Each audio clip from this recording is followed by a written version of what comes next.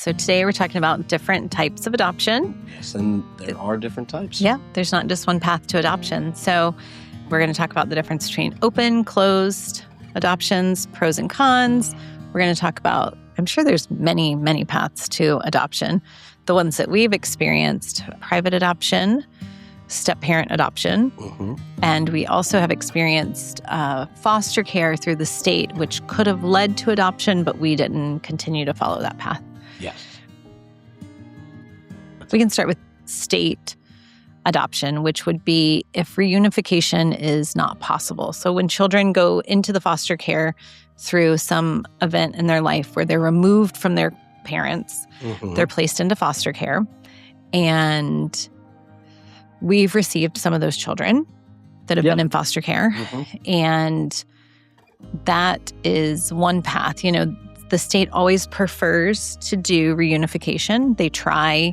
You know, parents do get a lot of opportunities to get, resources, to have visits, to have, a lot of help. And sometimes it's still not enough. And then a family is able to adopt them. And is that normally, so we're talking about foster to adopt now. Because there we go. Children would have been removed and then they were put with a foster family. And normally that foster family has raised their hand and said, we would consider. Sometimes. Not always, but say we consider. Because I guess sometimes when you start fostering a child, they don't even know that that's foster to adopt. Right. So some people are strictly just, I think you and I have had children in our home that we had no intention. Like we knew that they were going to go back to a parent. We've had that happen some. And then we had some that we weren't sure at first. And then we thought for sure. And then we thought they were staying. And so it was a little bit of, it's quite a path, right? It's a very uncertain road. And so foster care for us ended up being traumatic, I would say. Well, I think that foster care is not for the faint-hearted. So it is a labor of love, I would say. That's what I learned. And there's reasons why a lot. Not that it's far from a perfect system, but when children are removed, and it's normally not the child that's extreme behavioral issues. It's the adults surrounding them. Sure. And for us, I think, what was it? I mean, it was an easy 18 months probably that we were part of a foster situation that we thought was going to lead to adoption. It didn't. And ultimately, we chose not to continue because of our family's own safety, even though, as you mentioned, like, it's not for the faint of the heart, but it was like a totally beautiful mess. There's lots of things that our family grew through and had positive experiences, and like the stories that we still tell so fondly were foraged in those times. Yeah, I think it was bittersweet. I think our children, I know they still have a longing and miss They do. the potential of that, but I know we made the right decision. The wrong decision we made that I will encourage everyone. Oh, there you go. Great. Is I've learned that if I'm going to foster or I'm going to adopt, I'm adopting the child, not the rest of the family surrounding, because normally there's a lot of problems there. And we actually made a mistake where we let people know who we were and where we lived, and we should have kept that completely separate, I think. Yeah, no, true. That's definitely somewhere that I slipped in my security. Yeah, but it was all in good intention. But it's something that I going back, I'd keep certain things private from. It's a great recommendation. Yeah, extending family, and I remember it was you or someone. A lot of people we know have broken this, but I remember a guidepost you taught us was try to get children in age line alignment that work for your like family. Biological order.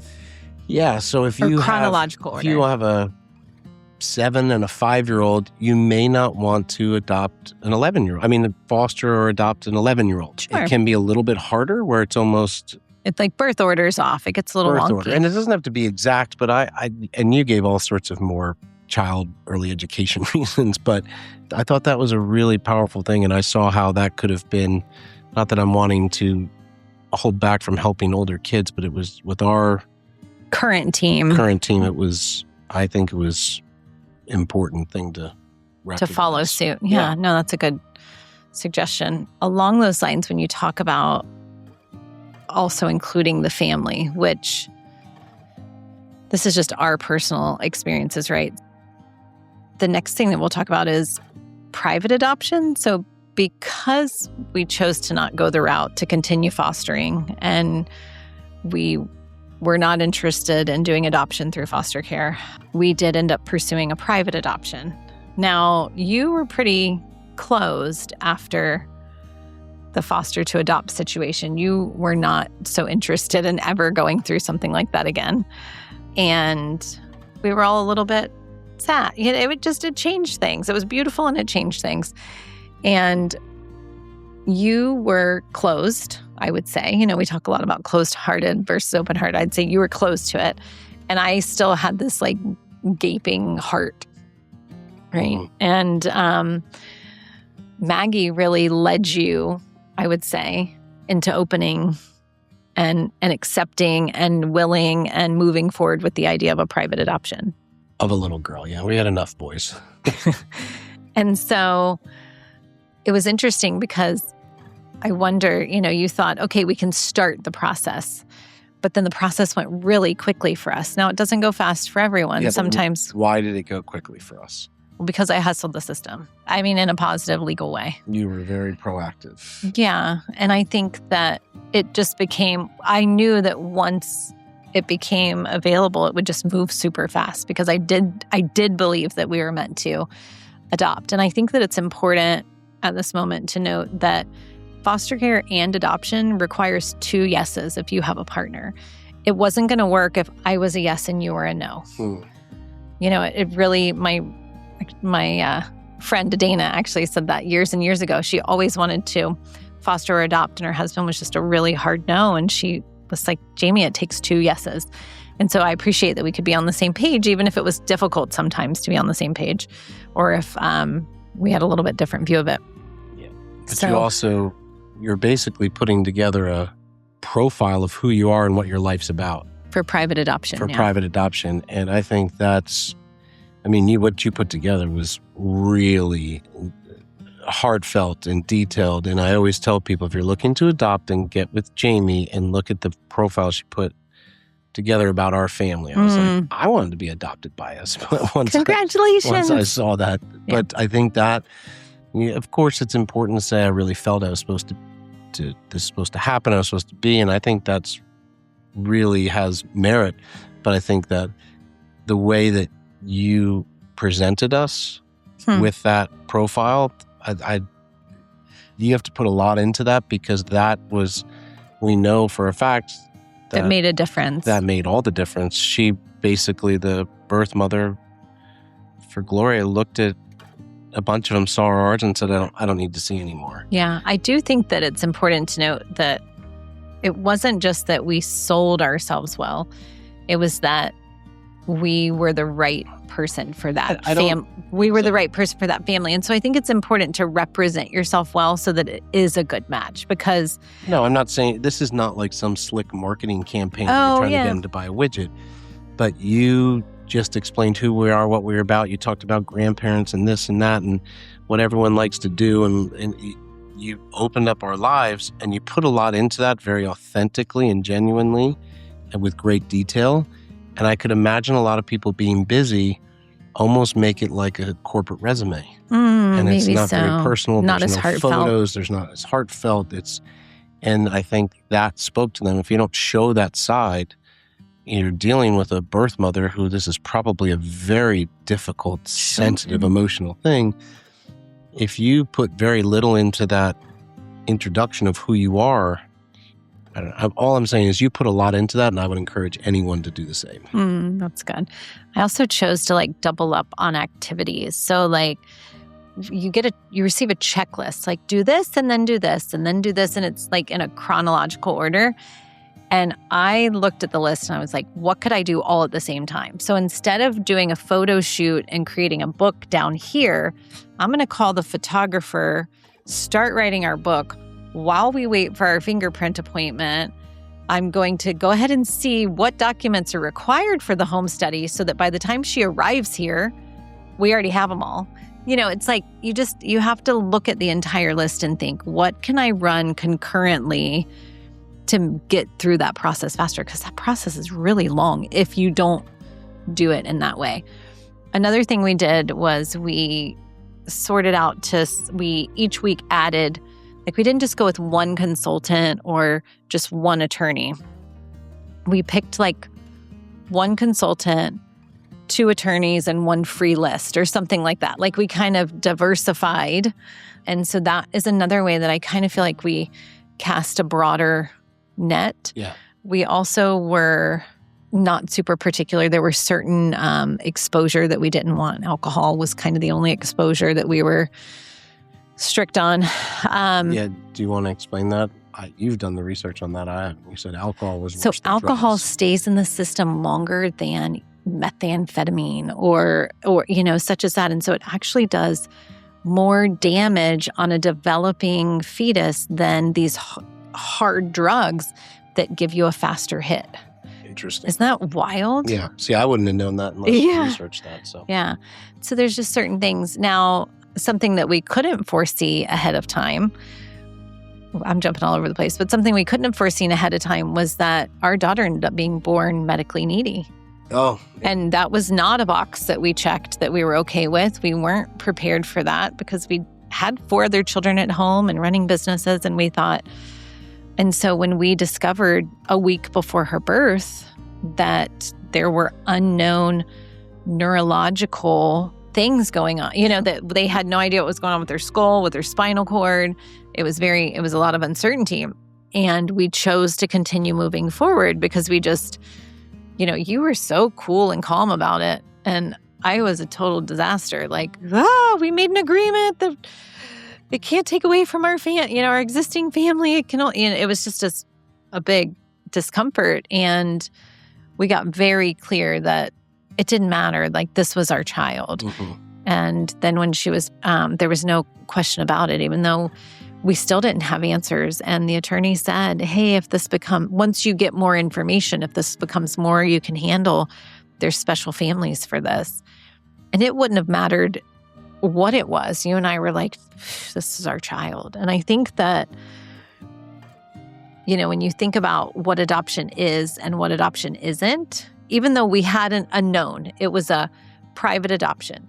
We knew where to show up. We knew the mother. We knew what she had been exposed to. There were so many things we did know, and so much of the path that was mapped out for us.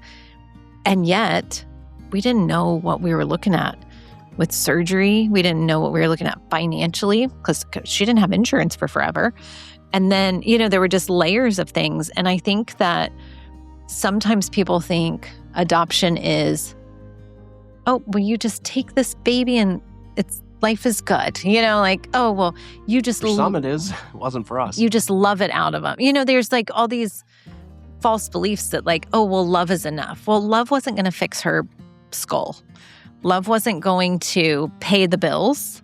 Love wasn't going to find us a babysitter for all of the layers of medical things that need to happen. You see what I'm saying? And it's also not, love isn't going to cure her medical trauma that she now has. So it's interesting that it's not just taking in oh, okay, well, here's my baby.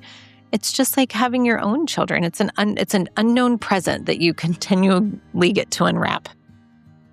Now, I think that you need to hit on, this is private. It is private. So we want a private route, but does that mean... Through an attorney. Through an attorney, but does that mean that it's open or closed? And you should explain what those are. Well, why don't you tell me? What's the difference between open and closed? Closed, you have no idea who the family is, and it's sealed and you can't find out. And that's how they used to do it. And then open standard is you do know who they are and they know who you are.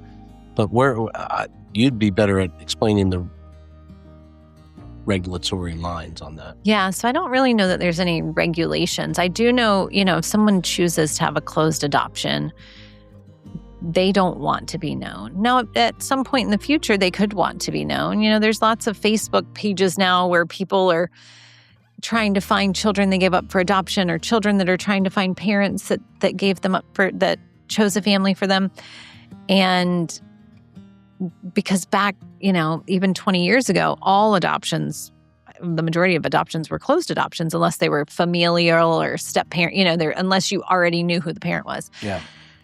And I think as time has gone on, people are seeing that's not always best for the child. The child has questions, genetic questions. They may have, if a family culturally looks different, they may want to know, like, what did my family culturally exist as? What are my, and sometimes there's just some answers. Sometimes people feel like, was I not loved? Or what was her circumstance? Like, why did she not want to parent me? There's all these layers, that adults often have just a need for. And I think that is where open adoption was born out of, is that it doesn't just hand a baby over to somebody. It's kind of a continuation of a story, an extension. Sure. And so in our case, a lot of details are private, but we have a nice relationship with our daughter's family. And, we share phone communication. We visit in person. Open adoption looks different for everybody, but some people get together once a year or twice a year, or maybe there's just photos shared. There's different levels. Yeah. No, and I think that it makes a lot of sense. And for all the reasons, I think, in my humble opinion, open makes more sense for those reasons, or, being able to give access to where they've come from, or medical, or those things. I do always give the caveat that it does run some risks. It does. And I think that maybe boundaries are really boundaries good. And again, if I could go back to my younger self of 7 years ago, I would say you are adopting a child, not an additional family. Mm-hmm. And we way overstepped into things. I just think you have to make some hard decisions, and you just have to have boundaries, like you said, because if not, then you can start to take on way more than just a child. And again, some of that element might be not the best for you and your family. And so you have to, just set boundaries. But I think overall, I wouldn't say that the experience of that would make me want to go close, because I don't think that's best for the child. And I've always tried to say, what is best for the child? Yeah. And that's how I try to guide all what I give advice on, or even make decisions for us on. I think that's how we've made almost all of our decisions, Like what's best. Yeah. And sometimes it's difficult, and sometimes it's, but I think her knowing that she was chosen to be a part of our family matters. I think sharing, we read a lot of adoption stories. I think it's really important for our other children to understand how that process goes. I think it's important for her to know she was always loved by both the mother that chose to place her with us and by our family. I think, sure, if it's... No, I wouldn't want to try to hide it from her. Right. But just imagine, bad idea, but guiding in such a way that they know that they were cared for and that this is the chosen best. Yeah. And you communicate. Gloria's only 4 now, but there's a awareness, and you explain this, and we read children's books to help explain this. And to everyone. We try to make it a normal part of family function. Yeah. I'm sure most people are scratching their head like, do I hide it? Do I share it? Yeah, I know. Do I? One thing I think is important too, that was really hard for me when we adopted or when we announced we were going to, a lot of people were like, oh, you're so good. Or, oh, that child's so lucky. But adoption isn't about saving somebody. Adoption isn't about, do you know what I mean? It's not because I have a hero complex. It's because we decided to add into our family, and this is the way that we wanted to do it. And it's not just a huge, it is a celebration, but it also comes with a lot of challenges, and it's happy and sad. The happiest day for us was the saddest day for another family. Yeah, but I think that's an important thing. You're adding to your family. You're not taking on a charity project. It's not a charity project. You're growing your family in a I think incredibly effectful and meaningful way, but it's not a charity project. And some people look at it like that, like right. That was so hard for me. Yeah, but I think that so again, I was like, people's what? people's intentions are very good, I think, a lot. Or sometimes they might have their nose in the air a little bit, but I think a lot of people's intentions are good when they say that. Oh, for sure. I'm sure. Give you credit for your integrity and your values, but it comes across in a way that you feel might discount the whole situation. The child, kind of yeah. So. Yeah. And, even private adoption still carries loss. Most definitely, it seems so obvious that adoption through foster care carries loss. Adoption through step parent carries loss. So does adopting private adoption a newborn infant. Like there is still a loss. There's still a change. There's still an interruption, and in all cases, it is for the betterment of the child. And in all cases, there's lots gained. And it's still a transition for everyone. Yeah. Yeah. So I think it's not a straight arrow, but I don't even think just normal traditional family route is a straight arrow. No, it's not. Everything has additives and different circumstances and scenarios, but I think you have to be aware of that. Yeah. And I think conversation's pretty important. Yeah. So I think that helps. That's conversation with who? With your spouse, with your children. Open communication. Yeah. I mean, we talked openly about Gloria coming, where Gloria is. Now with the older boys, I talked very openly with them upon adopting them. And Gloria was at through birth. Step-parent adoption. Yeah. So that was a whole different situation. But came down to what did the boys want and what do we feel was best and safest. Right. Like you said, again, like the best interest of the child. Yeah, but it wasn't to be hid. There was a lot of conversation around it. Yeah, absolutely. And so I think that's important. So I think we've adopted in all ways, almost. Foster to adopt, private adoption, and then, with you divorced in full custody when I met you, and then Leland asked me to adopt him, but that was a different circumstance, different age. So we've done it at all ages. Again, I would just say, I think we've gotten really clear on don't get wrapped up in labels. That's good. And keep conversations open, because it's definitely a little awkward. More so for some than others, but I don't know if that makes sense. But awkward, and then it's a different way of making a family. Well, what's happening? What does this mean? Yeah, I think transparency is great, and then but also not answering more than's asked. So remember when Gloria, she was new, and I got a lot of compliments of what great shape I was in with a newborn baby. And I couldn't just say thank you. I had to be like, oh, well, I didn't. And it felt like I couldn't just take the credit for being her mother. It was so... You feel like you got to explain everything. It was so... Or when people say that she looks like me, I just want to be gracious and say thank you. And yet I feel like, but there's so much that comes with it, And if you're going to be like us and have a mix in your family, I do not sit there and go, oh, here's my family, and by the way, these are separate, biological. These are adoptive. Like that's just there's no difference. There makes no difference. But I think that people have the best intentions in mind, but sometimes we all say things. I mean, if I had $1 for everything that I said that did not come across well, then I'd owe a lot of money out there.